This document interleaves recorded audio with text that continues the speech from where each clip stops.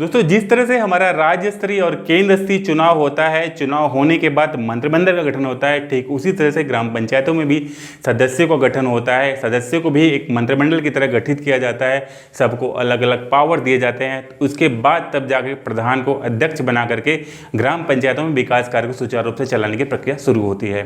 दोस्तों, प्रधान अकेला पावरफुल नहीं होता, उसके साथ साथ जो समितियां होती हैं, क्योंकि ये ग्राम पंचायत मिल के ही एक सरकार बनती है जो कि गांव को चलाती है। तो आइए हम जान लेते हैं कि समितियां कैसी होती हैं, क्या इसके पावर होते हैं, क्या इसके दायित्व होते हैं और कैसे ये काम करती हैं। दोस्तों, यहाँ पे हम जान लेते हैं कि पंचायत में पंचों की संख्या का मानदंड क्या होता है। सबसे पहले बताते हैं आपको कि जनसंख्या 1000 पर एक प्रधान और 9 सदस्य होते हैं। 1000 से 2000 तक 11 सदस्य होते हैं और एक प्रधान होता है। 2001 से 3000 तक के अंदर जो भी होता है, प्रधान 1 होते हैं और सदस्य 13 होते हैं। यहाँ पे 3000 के ऊपर 15 सदस्य और एक प्रधान होते हैं। दोस्तों, पंचायत में कितनी समितियां अनिवार्य होती हैं ये बता दें आपको।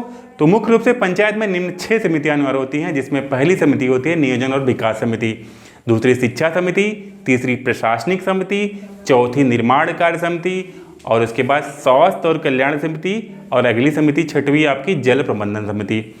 इसमें पहली 3 समितियों के अध्यक्ष ग्राम प्रधान होते हैं, जबकि शेष समितियों के सदस्य अपने स्वयं के जो पंच होते हैं, मतलब सदस्य होते हैं, उनके द्वारा चुने जाते हैं। दोस्तों, उनके साथ साथ पंचायत समितियां अपनी बैठकों में 7 गैर सदस्य को आमंत्रित कर सकते हैं, पर इन गैर सदस्यों को किसी न किसी योजना का लाभार्थी होना चाहिए और इन पर किसी प्रकार का कर बकाया नहीं होना चाहिए। इन सदस्यों जो 7 सदस्य एक्स्ट्रा होते हैं, इनके पास क्या होता है, मत देने का अधिकार नहीं होता किसी भी विषय पे, लेकिन इनके जो सुझाव होते हैं इनका मूल्य होता है। तो आइए जान लेते हैं समितियों का कार्यक्षेत्र और इनका दायित्व क्या होता है, इसके बारे में चर्चा कर लेते हैं।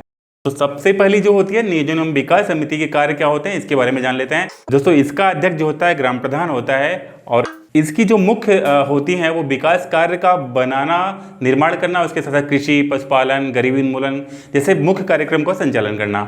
दोस्तों, इसमें क्या होता है, 6 अन्य सदस्य, अनुसूचित जाति जनजात, महिला और पिछड़े वर्ग का एक सदस्य अवश्य होगा। दोस्तों, ये सारे कोरम हर समिति के लिए इंपॉर्टेंट होंगे। विशेष आमंत्रित अधिकतम 7 ग्रामवासी होंगे।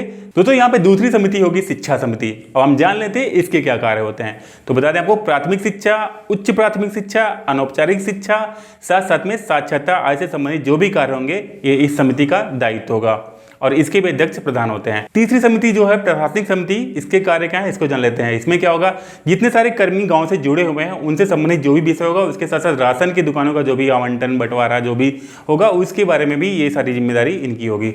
और चौथी होती निर्माण कार्य समिति, जिसके कार्य होते हैं कि सभी निर्माण कार्य जो भी होंगे उनके जो है हस्तोचालित से होंगे, उसके साथ साथ उनकी गुणवत्ता का भी जिम्मेदार इन पे पड़ेगी।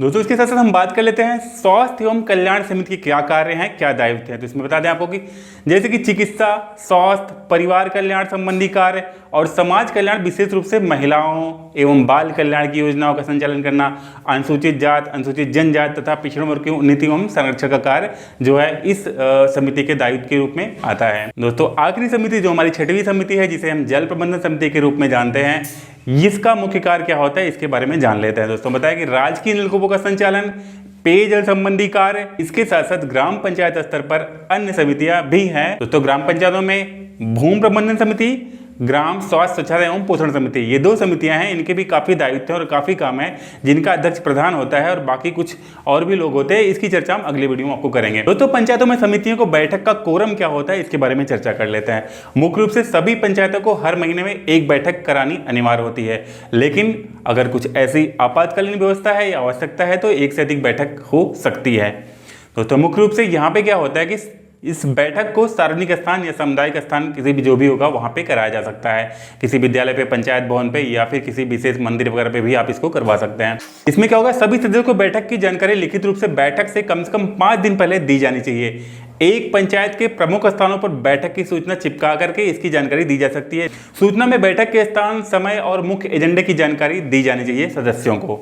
इसके साथ साथ बता दें आपको कि ग्राम पंचायतों की बैठक कौन बुला सकता है ये भी जानना बहुत जरूरी है। तो जान ले हम, ग्राम पंचायत की बैठक बुलाने का अधिकार प्रधान के पास होता है, लेकिन अगर 4/3 सदस्य अपने हस्ताक्षर के साथ लिखित अनुरोध करते हैं तो प्रधान को अनुरोध प्राप्त होने के दिन के भीतर बैठक बुलानी अनिवार्य होती है। दोस्तों यह भी जान लें, यदि प्रधान बैठक बुलाने में विफल रहता है तो एडीओ पंचायत बैठक को बुलाने का अधिकार अपने पास रखते हैं। कोरम की कमी के कारण पहले प्रयास में बैठक नहीं हो पाती है तो अगली बैठक के लिए यह कोरम जरूरी नहीं होगा।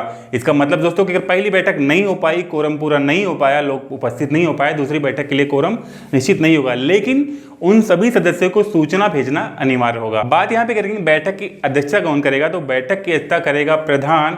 यदि किसी कारणवश प्रधान अध्यक्ष नहीं कर पाता है, नहीं बन पाता है, नहीं रह पाता है, तो वो किसी भी सदस्य को अपनी तरफ से नामित कर सकता है उस बैठक की अध्यक्षता करने के लिए। और यदि यह भी संभव नहीं है तो एडीओ पंचायत बैठक के लिए अध्यक्ष को नामित करेंगे। यदि प्रधान और एडीओ पंचायत अध्यक्ष को नामांकित करने में विफल हो जाते हैं तो बैठक में उपस्थित सदस्य बैठक की अध्यक्षता के लिए अपने बीच उपस्थित किसी सदस्य को चुन सकता है। तो उम्मीद करता हूँ वीडियो आपको समझ में आई होगी। ये चीजें जो हैं आप सभी से बिलोंग करती हैं, चाहे आप शहर में रहते हो तो भी गांव से आपका रिलेशन होगा, और ये जानकारी आपके लिए बहुत इंपॉर्टेंट है। दोस्तों बेहद रूप से जिस तरह से मंत्रिमंडल का गठन होता है ठीक उसी तरह से हमारे ग्राम पंचायत में भी एक मंत्रिमंडल गठन होता है। जो सदस्य, जो वार्ड मेंबर्स होते हैं, जो समितियां बनाई जाती हैं, ये कहीं न कहीं गाँव में विकास कार्यों में अपने आप को एक मंत्रिमंडल का ही पावर रखती हैं। लेकिन ड्यू टू वीक नॉलेज लोग इस चीज़ को जानते नहीं, सदस्य का मतलब जीरो समझते हैं और कहीं न कहीं पेपरों पर हस्ताक्षर करते तक ही सदस्य जो है अपने आप को समझ लेते हैं।